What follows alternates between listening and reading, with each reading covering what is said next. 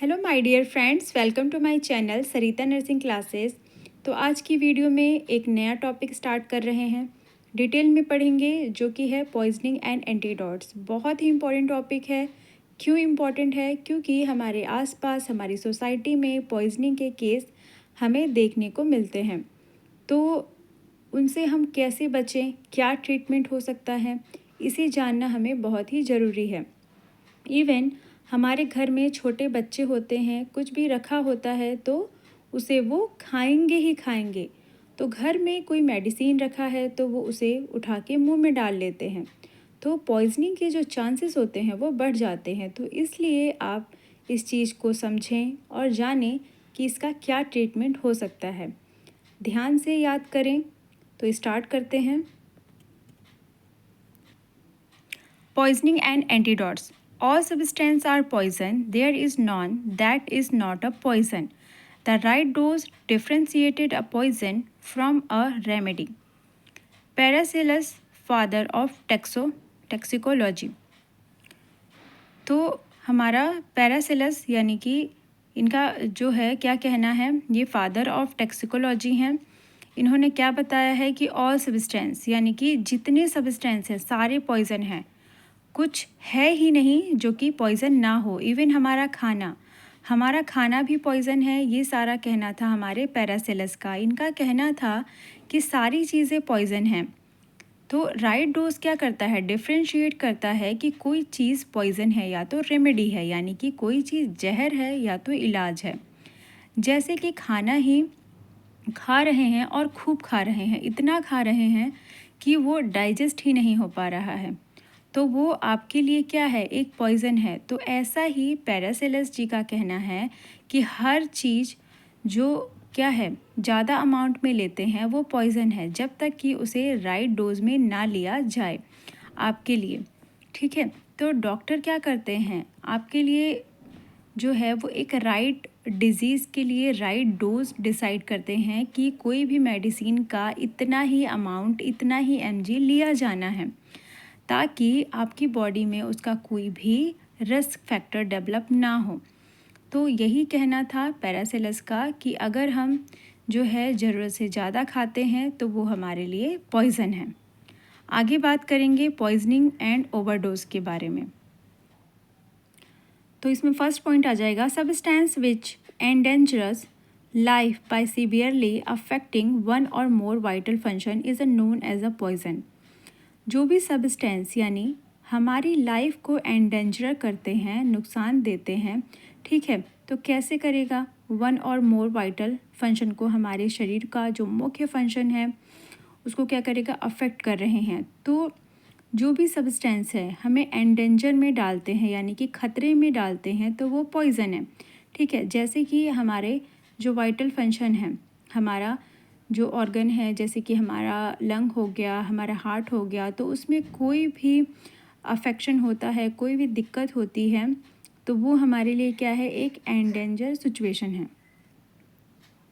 Second point आ जाएगा इसमें, पॉइजनिंग में रिजल्ट फ्रॉम ड्रग ओवरडोज और इंजेशन ऑफ पॉइजनस सब्सटेंस। तो पॉइजनिंग कैसे हो सकता है, या तो ड्रग का ओवरडोज हो जाए, ठीक है, या तो क्या हो जाए, ड्रग हम ज़्यादा अमाउंट में ले लें, तो हमारे लिए क्या है, वो पॉइजनिंग हो सकता है, जहर बन सकता है।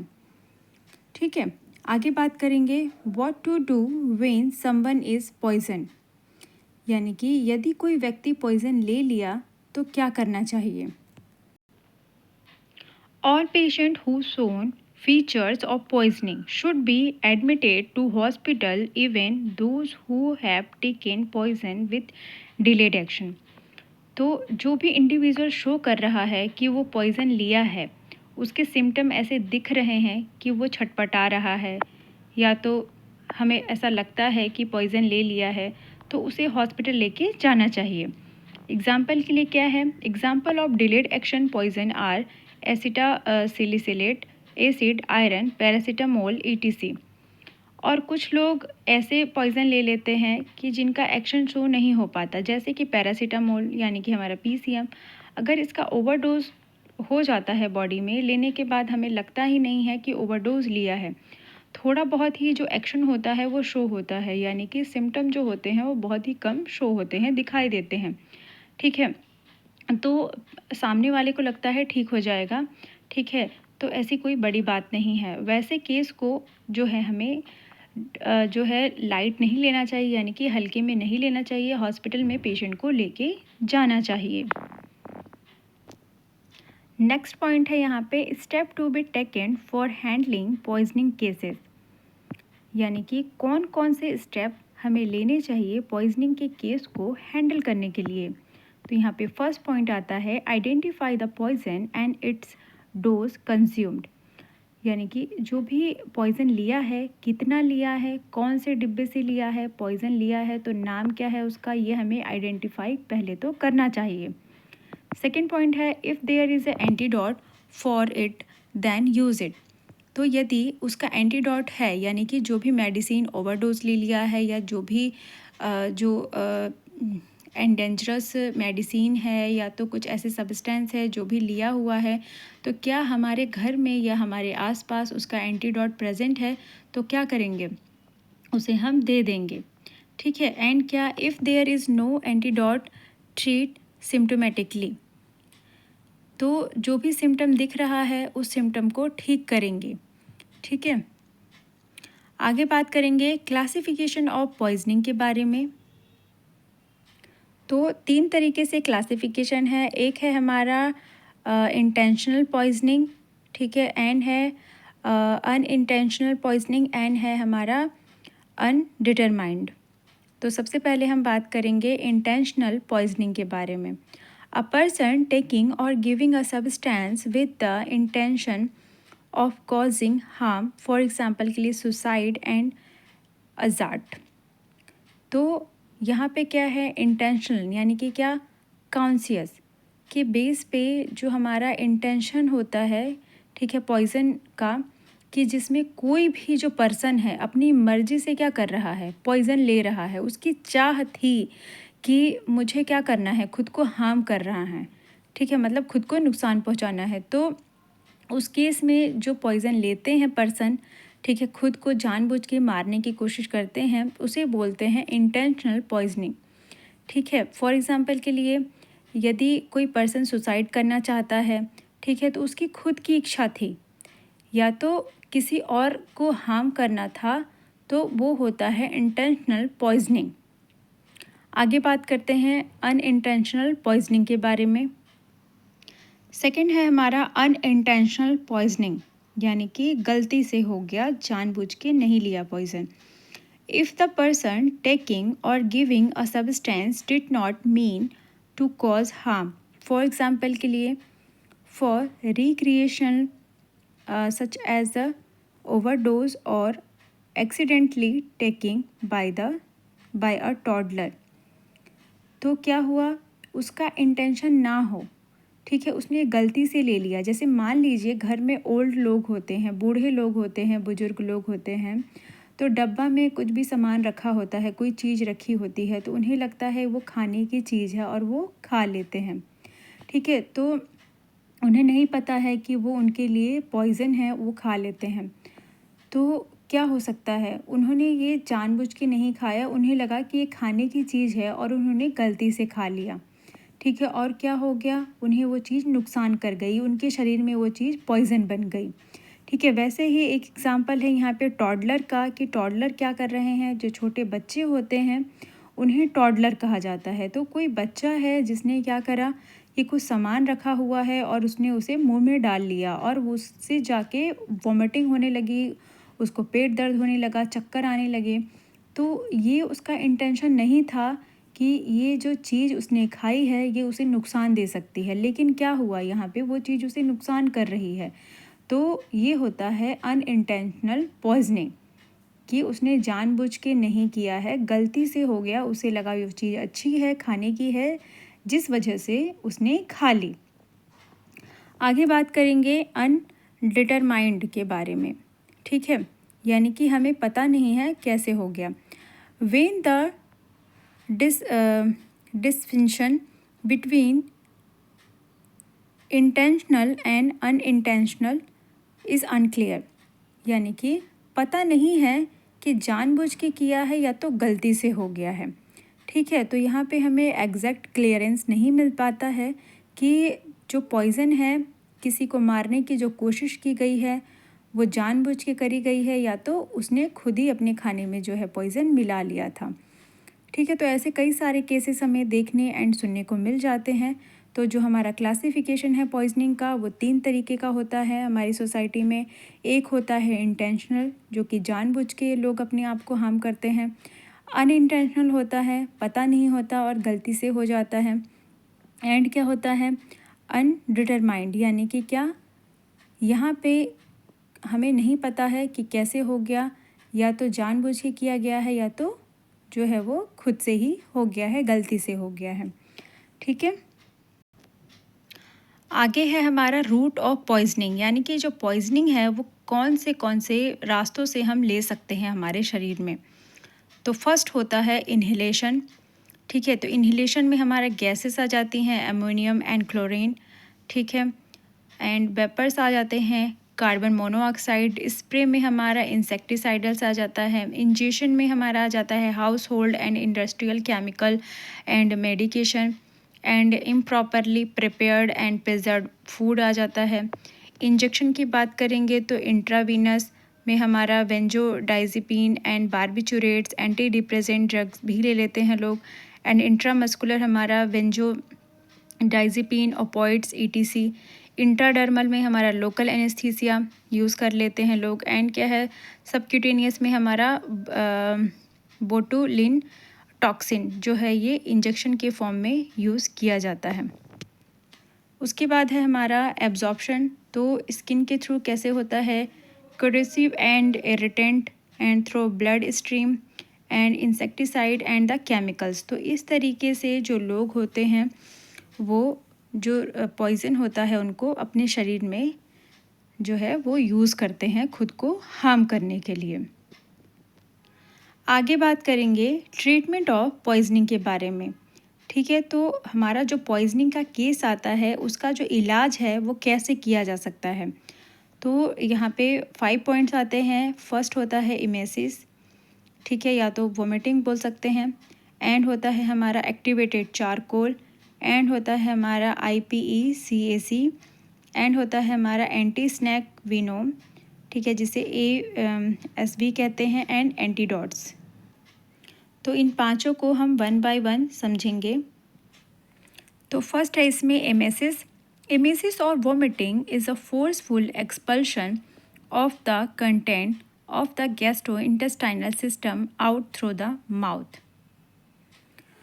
तो यहाँ पे क्या हो रहा है कि हमें पता चल गया है कि कोई पर्सन है जो कि पॉइज़न ले लिया है, तो उसे वोमिटिंग करवाएंगे। ठीक है, और वोमिटिंग करवाने से क्या होगा, उसके GI ट्रैक से, यानी कि गैस्ट्रोइंटेस्टाइनल ट्रैक से जो भी वेस्ट अमाउंट होगा, जो भी पॉइज़न होगा, वो through the vomiting GI track से बाहर की ओर निकल जाएगा, एक्सपेल आउट हो जाएगा। ओके, एंड सेकेंड पॉइंट आता है, it is a mechanism of the body to get rid of the noxious. तो जो हमारा एमेसिस क्या है, एक मैकेनिज़्म है, जो भी हमारा नॉक्सियस सब्सटेंस होता है हमारी बॉडी में चला गया है वो उसको बाहर निकाल सके। ठीक है, एंड क्या होता है, substance that have been ingested rather than allowing them to be retained and the absorbed by the intestine. There are the two medullary center of the vomiting in the brain known as the sensory chemoreceptor trigger zone CTZ and the integrative center. तो क्या होता है, हमारे brain में vomiting को कौन control करता है, मेडुलरी ऑब्लिगेटा। ठीक है, मेडुलरी सेंटर जिसे बोलते हैं, ये क्या करता है, वोमिटिंग को कंट्रोल करता है। तो इसमें क्या होते हैं, 2 रिसेप्टर होते हैं। फर्स्ट होता है हमारा chemo receptor trigger zone, and क्या होता है, इंटीग्रेटिव हमारा सेंटर होता है। तो कुछ लोगों को देखा होगा आपने कि क्या होता है, फिंगर जो होती है मुंह में डाल देते हैं और वोमिटिंग होने लगती है। ठीक है, तो क्या होता है, उन्हें नोज़िया एंड वोमिटिंग की फीलिंग आने लगती है। तो जो मेडुला ऑब्लिगेटा है वो कैसे होता है, मेडुला ऑब्लिगेटा स्टिमुलेट हो जाता है और वोमिटिंग होने लग जाती है। ठीक है। तो इस तरीके से हमारा जो मेडुला ऑब्लिंगेटा है वो वोमिटिंग को कंट्रोल करता है। ठीक है, आगे बात करेंगे drug use for the emesis.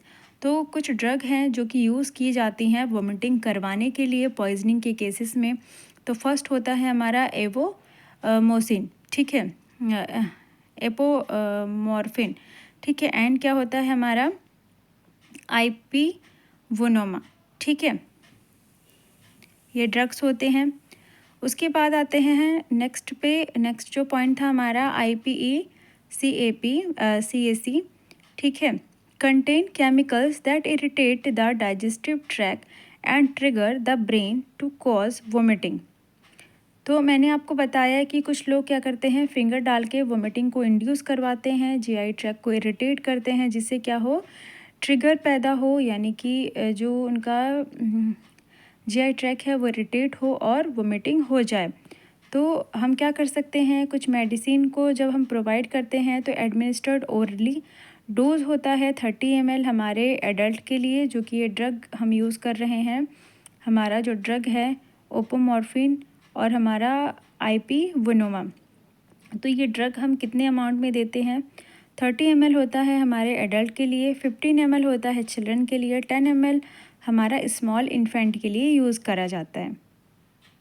Then यहाँ पे कॉन्ट्राइंडिकेशन हो सकते हैं। क्या क्या कॉन्ट्राइंडिकेशन हो सकते हैं पेशेंट को जो है वो मतलब जानबूझ के वोमिटिंग करवाने से, और किस कंडीशन में जो पेशेंट को है वो वोमिटिंग इंड्यूस नहीं करवाना है। तो फर्स्ट पॉइंट है इसमें कोरेसिव की कंडीशन में, NCNS डिप्रेशन के केसेस में, सीजर के केसेस में, रैपिडली एक्टिंग CNS पॉइजनिंग, ऐसे केसेस में क्या करना है, पेशेंट को वोमिटिंग इंड्यूस नहीं करवाना है।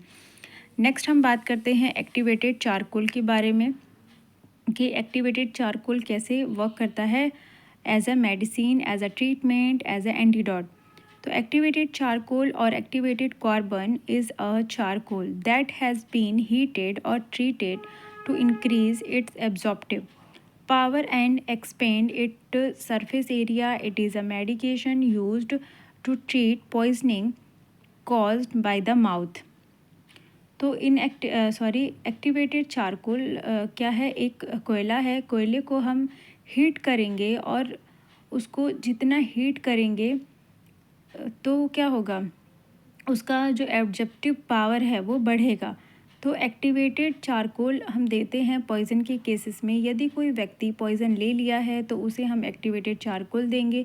तो चारकोल देंगे तो क्या होगा, जो उसका एडजेस्टिव पावर होगा वो बढ़ेगा और एरिया भी बढ़ेगा। तो जब वो स्टमक में जाएगा तो जो भी पॉइज़न है उसको क्या करेगा, अपने सरफेस पे एब्जॉर्ब कर लेगा, यानी कि एडजॉर्ब कर लेगा। तो फिर क्या होगा, हम उस चारकोल को बाहर निकाल लेंगे, यानी कि माउथ के थ्रू हम उसे एनजी ट्यूब डालेंगे और उस ट्यूब से हम बाहर निकाल लेंगे स्टमक से। सारा जो कंटेंट होगा, सारा जो वेस्ट प्रोडक्ट होगा, सारा जो पॉइज़न होगा उसे हम बाहर निकाल लेंगे थ्रू द एनजी ट्यूब। तो ऐसे हम चारकोल का यूज़ करते हैं पॉइज़न के केसेस में, ठीक है। आगे हम बात करते हैं for effective use it must be used within the short time of the poisoning occurring typically or the hour। तो ये क्या होता है, हमारा शॉर्ट टाइम के लिए यूज़ किया जाता है कि अगर हमें पता चल गया है कि कोई पर्सन है जिसने क्या करा है, पॉइजनिंग खा लिया है, पी लिया है, तो उस कंडीशन में हम एक्टिवेटेड चारकोल का उपयोग कर सकते हैं यदि आपके पास है तो। एंड क्या है, it may be taken by the mouth or giving by the nasogastric tube, ठीक है। तो हम क्या करते हैं, जो हमारा नेजोगैस्ट्रिक ट्यूब होता है जिसे एनजी ट्यूब बोलते हैं, थ्रू द माउथ इसे स्टमक में डाला जाता है एंड जो हमारा जितना भी वेस्ट पार्ट होता है, जितना भी वेस्ट प्रोडक्ट होता है उसे बाहर निकाल दिया जाता है। मैकेनिज़्म ऑफ एक्शन, अब बात करेंगे कि मैकेनिज़्म ऑफ एक्शन यानी कि ये वर्क कैसे करता है। Active charcoal bind the poison and prevent its absorptive by the gastrointestinal tract. तो जो चारकोल होता है वो बाइंड हो जाता है पॉइजन से, ठीक है। एंड क्या होता है, bonding is a reversible, so a cathartic such as a sorbitol may be added as well। तो बाइंडिंग क्या है, रिवर्सिबल है, यानी कि जो बाइंड हुआ है और अगर हमने चारकोल को नहीं निकाला तो वो वापस पहले जैसे हो जाएगा। इसलिए जब भी चारकोल देते हैं तो उसके साथ में जो है कैथेटरिक सॉर्बिटॉल भी देते हैं, जिससे पेशेंट का जो बावल मूवमेंट होता है वो बढ़ जाता है, यानी कि इंक्रीज़ हो जाए और पेशेंट को जो है वो मोशन हो जाए। ठीक है, तो थ्रू द मोशन जो पॉइज़न होगा वो बाहर निकल जाएगा। ओके, नेक्स्ट आता है इसमें, it interrupt the enterohepatic and enteric circulation of some drug toxin and their metabolites. तो ये इंटरप्ट करता है उसको, कुछ मेटाबोलाइज और कुछ ड्रग्स को भी। अब बात करते हैं एंटी स्नैक विनोम, जिसे हम ASV बोलते हैं। तो anti venom is the immunoglobulin purified from the serum और प्लाज्मा ऑफ अ हॉर्स और ships that has been immunized with the venom of one or more species of snake। तो venom क्या है, वन और मोर स्पीसीज होते हैं snack के। And क्या, ASV in India polyvalent. तो क्या बताया जा रहा है कि किसी को यदि सांप काट ले, ठीक है, तो लोग जो है क्या करते हैं, तो उस कंडीशन में एंटी स्नैक विनोम देते हैं। तो ये कैसे काम करता है, ये इम्यूनोग्लोबुलिन यानी कि एक एंटीबॉडी है जो कि हॉर्स और शिप्स जो होते हैं, यानी कि घोड़े और जो भेड़ होती हैं, ठीक है, ये इम्यूनाइज्ड होते हैं। इनके पास बहुत सारे स्पीसीज़ का इम्यूनाइजेशन होता है, यानी कि जब इनको सांप काटता है तो इनको कोई फ़र्क नहीं पड़ता, क्योंकि उनके अंदर एंटीविनोम होता है। तो हम क्या करते हैं, इनकी बॉडी से सीरम को बाहर निकालते हैं और उनसे एंटीबॉडी बनाते हैं, एंटी स्नैक विनोम बनाते हैं। तो यहाँ पे इंडिया में जो है कौन कौन से जो पॉलीवेलेंट हैं वो पाए जाते हैं। तो यहाँ पे कोबरा होता है, ठीक है, करैत, रसियल वाइपर्स होते हैं, एंड सोन स्केल्ड वाइपर। ये सारे प्रजातियाँ होती हैं, पॉलीवेलेंट के सांपों की जातियाँ हैं। तो इनमें से किसी भी स्नैक ने अगर बाइट कर लिया है, काट लिया है, तो उन्हें पॉलीवेलेंट जो है वो दिया जाता है। ठीक है, एंड लास्ट पॉइंट था हमारा एंटीडॉट्स। तो एंटीडॉट्स में हमारा ड्रग ओवरडोज, पॉइजन एंड एंटीडॉट्स। जैसे पैरासीटामोल, हमारा पैरासीटामोल का अगर ओवरडोज हो जाता है तो हम एसिटाइल सिस्टीन दे सकते हैं। ओपियोइड्स के लिए नैलोक्सोन दे सकते हैं। एंड हमारा औरिंगा फॉस्फेट के लिए हम हमारा एट्रोपिन दे सकते हैं। एंड वेलाडोना के लिए हमारा फिजियो स्टिग्मा दे सकते हैं। मशरूम पॉइजनिंग के लिए एट्रोपिन दे सकते हैं। वेंजोडाइजिपम के लिए हम फ्लूमिन दे सकते हैं, ठीक है। एंड हमारा एसिनिक पॉइजनिंग के लिए हमारा डेमिकोप्रोल दे सकते हैं। आयरन के लिए हमारा डिसफॉर्मिन दे सकते हैं। एंड वॉर्फिन के लिए विटामिन के दे सकते हैं। तो वॉर्फिन क्या है, एक ब्लड थिनर है, और ज़्यादा अगर दे दिया जाए तो क्या होगा, ब्लड ज़्यादा ही थिन हो जाएगा, तो हमारा जो टिश्यू होगा वो इधर उधर क्या होगा, जाने लगेंगे, ठीक है, एडिमा हो जाएगा और प्रॉब्लम जो है वो क्रिएट हो जाएगी। तो इसलिए विटामिन के देते हैं। ऐसे ही आप याद कर लेंगे सारे ही कि आपके लिए जो है वो अच्छा रहेगा, ठीक रहेगा, ठीक है। एंड हमारा हिपेरिन के लिए हमारा प्रोटामिन सल्फेट देते हैं। Copper, gold, lead, Mercury, zinc के लिए हमारा पेनिसिलामाइन देते हैं। बीटा ब्लॉकर के लिए हमारा एड्रेलिन देते हैं, ठीक है। तो ऐसे ही सब आपको याद करना है, ठीक है। नोट्स का PDF आपको मेरे टेलीग्राम चैनल पे मिल जाएगा, ठीक है। तो चलिए, थैंक यू।